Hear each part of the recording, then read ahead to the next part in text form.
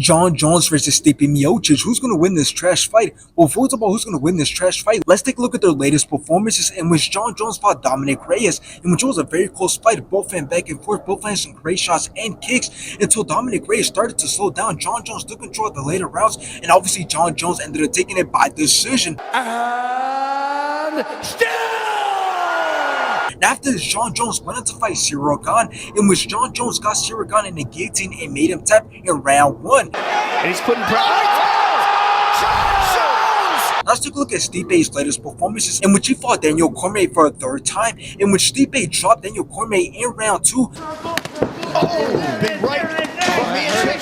Cormier goes down. Both of their striking was great, but Stipe outlanded Daniel Cormier, and obviously Stipe Miocic ended up taking it by decision. And still!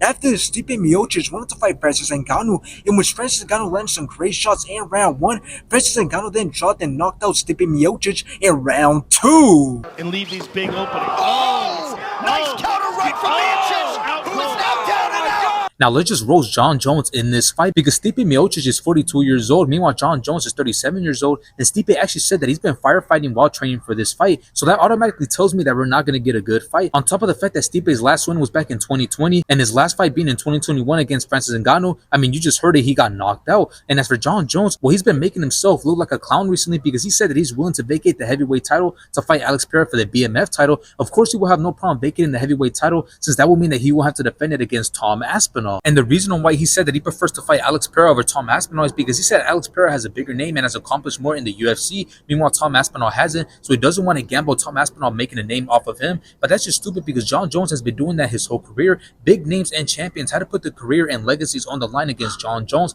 But now that it's his turn, Jon Jones doesn't want to do it. And it also makes no sense for him to say that Tom Aspinall hasn't accomplished or done anything in the UFC when Tom Aspinall has defended the belt more than he has at heavyweight. And that's with the fact that Tom Aspinall is the interim champion and he has beaten almost every single ranked fighter in the top 10 in the heavyweight division. So it's crazy to me how Jon Jones considers himself as the greatest of all time and wants to fight for the BMF title, but a true GOAT and a real BMF champion doesn't duck the guy who's been calling him out and who the fans want to see him fight and who's the interim champion at his weight division and who has done more at his weight division. But anyways, I got Jon Jones beating Stipe Miocic.